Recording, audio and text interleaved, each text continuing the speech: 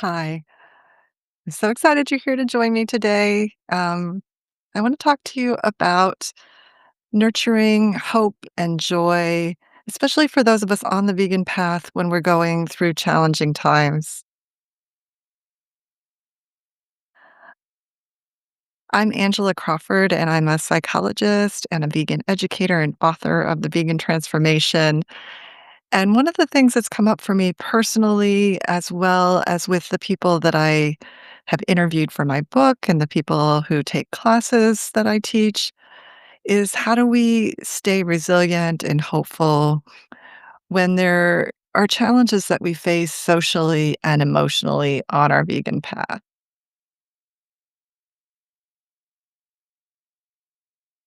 And so I want you to think about what are the things that contribute to stress or overwhelm in your life? And, for those of us who are vegan or moving in that vegan plant-based direction, one of the biggest areas that can be challenging for us are dealing with social situations because often we may be the only vegan in our network. We might be the only person that is eating plant-based or vegan at an event. And so we have, to deal with communication challenges and social events and holidays that we once took for granted. And sometimes we might deal with things like distress or empathy fatigue when we're aware of the suffering and challenges in our world. And so I want you to just be thinking about where are the areas that are most challenging for you as a human being and as someone who is trying to live compassionately, healthfully, sustainably in this world. Now, many of us go down the vegan path because it aligns with our values. I know for me, that was the driving force. Once it really connected for me, what happens to animals, what happens in factory farms and other aspects of industry and agriculture, I just couldn't eat animal products anymore. And it led me first to go vegetarian and then vegan. And so, you know, living by my values has brought me a lot of peace and joy and fulfillment, and the people I interviewed for my book, The Vegan Transformation, that was one of the core findings, was this sense of greater values alignment and living true to our convictions, and that brings, meaning and peace often, and yet at the same time, when we're living by values, and especially if our values make us different than the majority of people around us, in terms of how we are living and the choices we're making, it can also lead to stress and conflict, and sometimes our own internal conflicts because we're complex people. We have differing needs and wishes, and sometimes one strong value might compete with other needs we have. So I think we can celebrate the joy of our values alignment, but we also need to learn tools to deal with the areas where it might bring up challenges or conflicts or stress.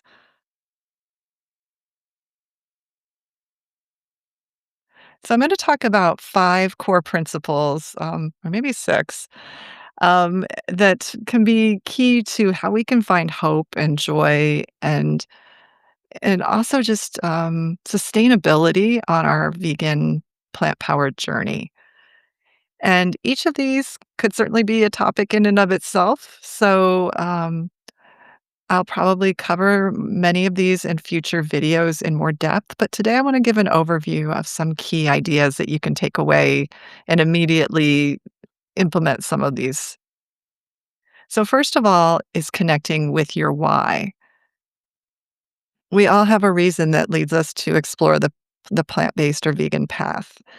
And as I mentioned, for some of us, it's that compassion for animals when something really clicks for us about the harm and suffering to animals in the food industry and so many other industries, and we just don't want to be part of that anymore. Sometimes we realize that by eating a whole plant food diet that we could reverse or prevent certain common degenerative diseases. And many of us also learn about the impact of especially animal agriculture on the planet and realize that eating plant based is one of the best things we can do for our environment. There are other reasons too, spiritual reasons, social justice reasons. Um, but whatever has led you on this path, and maybe there's more than one why for you, writing it out and connecting with it can make a big difference in this being something that is sustainable for you and also can bring you joy. Because when we have a really strong why and we reconnect with that regularly, it gives us that drive to learn the skills to deal with the discomfort that can come up sometimes, or the challenges, or the new skills that might be required. So I invite you to take out a pen and paper and write down your why. Why are you either moving towards this lifestyle, or if you already are vegan, why are you living this lifestyle? What brought you here and what has motivated you to stay on this path? And go even deeper with it. There might be some core reasons, but why do those reasons matter to you? Keep asking why until you get to the core of why this really, really matters. If it's for your health, why does good health matter? What does it allow you to do that makes a difference to you and to the people you love? If it's for the animals, how does eating in alignment with your values make a difference for things you really care about? So connect with your why and keep reconnecting. I think sometimes of your why as your North Star, and that can help you stay on track when you face decisions or challenges that might tempt or throw you off track. Just reconnecting with that. A second really important reminder is having lots of support in your life. And when I say lots of support, it doesn't even have to actually be a lot of people, but some good quality support really can make all the difference. Research has shown that having good social relationships, good quality relationships, makes a huge difference in our physical and emotional health over the long run. In fact, that's one of the strongest factors that's related to our well being. And on top of that, when we're making a lifestyle change, research also shows that social support is really key in whether we make or sustain lifestyle changes. And then just add into that being vegan in a world where the majority of people are not eating that same way. Um, Research has also demonstrated that the biggest cause of derailment for people on the vegan path are different social and psychosocial challenges that we face. So, finding support networks is so key to thrive on this path. And I've seen it over and over again. I just recently led a class called the Vegan Resilience Intensive. It's a 4-week group coaching program. And the women in this group, noted over and over again their realization that um, they hadn't even known how much the support would make a difference, and I think for many of them, it just reignited their sense of connection and hope and purpose, on this vegan path. And there are vegan supports and plant-based supports everywhere. Some might be in your local community, and if not, there are definitely lots of online groups to be a part of and classes and programs. So just be looking. And as far as your immediate family and friends, if they are not vegan or interested in becoming plant-based or vegan, asking them to be an ally or support to you on your journey, letting them know why this is important. Sometimes that can be a really helpful step so that at least they are on your side and have your back as you're making your life changes. We'll talk about this a lot more in a future video, but this issue of support is so important. So be thinking about ways you could build some positive support of others on the same journey if that's something that's missing in your life.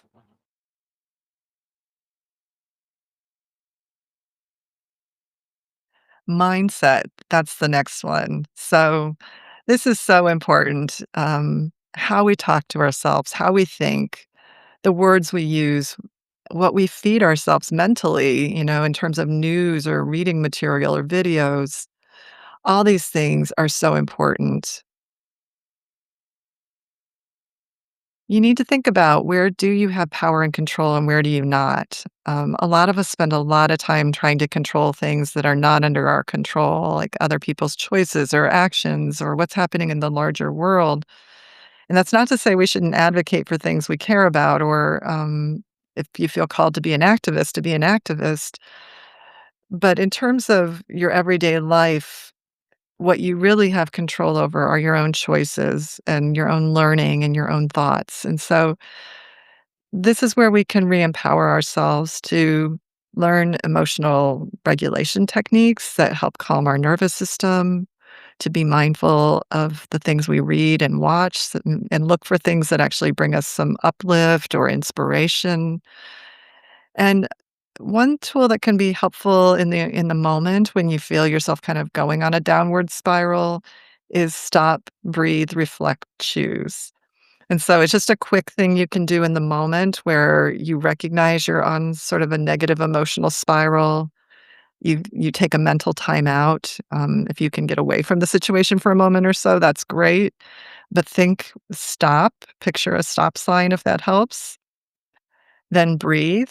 Take anywhere from 4 to 10 slow, deep breaths, perhaps counting down as you do so.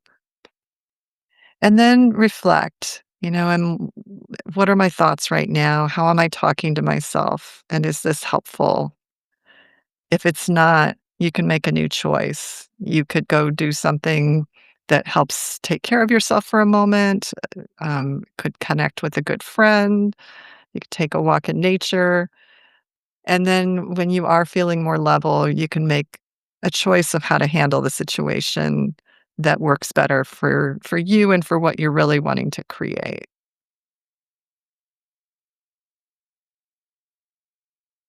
I think it's important to remember that while we can't avoid all stress or pain or challenge in our life, we can choose how we respond to it. So that's something we do have power over. This one, being prepared and proactive, is so important for those of us on the vegan path. I remember before I became vegan, I would go to a social event and not think twice about what food would be at the event or would there be something for me to eat. And when I first became vegan, I remember going to a social event and I think I just wishful thinking was thinking there'd be something I could eat. I'd been vegetarian for years and there usually was something vegetarian. But once I was vegan, then, even the few vegetarian items also had cheese or eggs or dairy. And so I just found there was nothing for me to eat. And so I quickly learned if I'm committed to this lifestyle, I need to be proactive. I can't take things for granted. And so I learned when I traveled or ate out or went to an event to take positive action ahead of time, to call ahead to the host, to offer to bring a great vegan dish, to be more assertive in restaurants and asking for what I needed, or to be more assertive with family and friends and saying what my needs were and what I was committed to. And certainly trying to be respectful of other people and how I did it, learning more healthy, assertive communication skills versus being aggressive or passive, which is certainly an art we all, it can take time to develop these skills because sometimes we have emotions that, again, get in the way. And so, going back to that self care, and then learning healthier skills to communicate.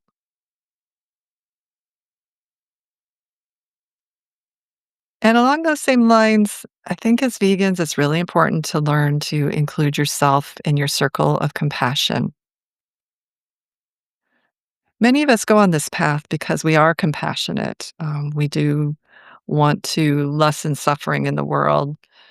And sometimes in our efforts to try to address the suffering in the world and raise awareness, we can forget our own well being and forget that we too are animals and sentient beings that have limits and needs.